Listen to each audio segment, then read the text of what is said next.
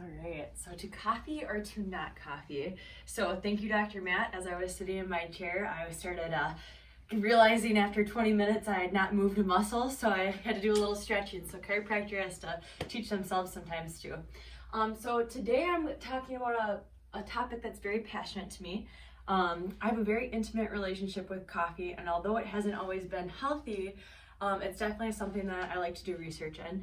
So a little backstory about me and coffee. We've had a relationship since I was age 14 about. We started off with, a couple cups here and there, and then maybe went into a little bit of an energy drink hiatus and let go of the coffee, but then brought in chai teas mixed with coffee. And I was drinking about 2 pots a day along with 3 20-ounce Americanos from Caribou over in Eau Claire. So my college life, coffee was it. So even my friends, like if you ask any of them, would be like, holy smokes, you didn't see Lexy without a coffee in her hand, an iced Americano. So if you ever want to get me a gift, that's it. But so to coffee or to not. So in general, I'm not the only one drinking 50 cups of coffee a day, or was drinking 50 cups of coffee a day. 400 million cups of coffee are drinking a day by Americans alone. So that's quite a bit. So the big question is it good or bad? And honestly, I think it depends on where you look. So research is very conflicting, but also it's very interesting to look at it. So a lot of research is saying that there's some benefits. Some say it helps with the brain function. It helps with liver health, physical performance, and fat burning. Then a lot of other research articles say kind of the opposite. So I like to look at coffee as like a lot of people, it's not one of the things they're willing to give up, but there's ways we can make it better. For kids, I absolutely do not want them drinking coffee. If I could go back and be like, don't drink it till you're 18 at least or something, let's make it that way, that's what I would do. But since we do have it, we know that it is an addictive thing. So coffee is one of the most addictive substances that's legal right now. It does increase the chances of adrenal fatigue. So I want you to picture, like, I'm a pretty high energy person, I would say. My few cups of coffee in the morning, I'm like, let's go. My patients are like, it's 6:30 a.m. You need to calm down. So sympathetic overload is what I call that. That means that our body, instead of being, nice and level throughout the day, coffee kind of spikes up that cortisol and also spikes up our sympathetic system. So that may be a downfall to it. Which can increase that adrenal fatigue, which at some point in life, 80% of us have. So the other thing is that when I looked at Josh Axe's site, one of the docs I like to follow, he really talked a lot about if you have an autoimmune disease or if you already have a hyperactive system, meaning like anxiety, ADHD, anything like that. Imagine that sympathetic system kind of revving up, and that's kind of what chiropractic does, is we're trying to calm you down, and then all of a sudden we're taking coffee and we're having boom, boom, boom, boom, boom, boom, boom, boom. Some studies say it actually stays in your body for 12 hours at a time. So if you think about, okay, I had a cup of coffee at 6, I wake up at 6, I still got coffee going in there.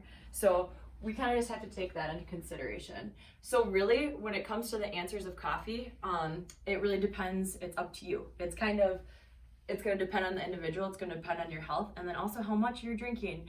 25 cups a day, I'm sorry to say, is not healthy for you. I don't think even if you're drinking any healthy energy drink type thing, that would be too much. So there's a couple of sources that you can look at there. Dr. Aaron loves going over what coffee depletes in your body. What are all the vitamins it depletes? B vitamins and minerals. B vitamins and minerals. So what did we just talk about?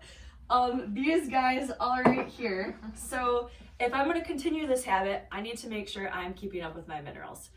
And B vitamins.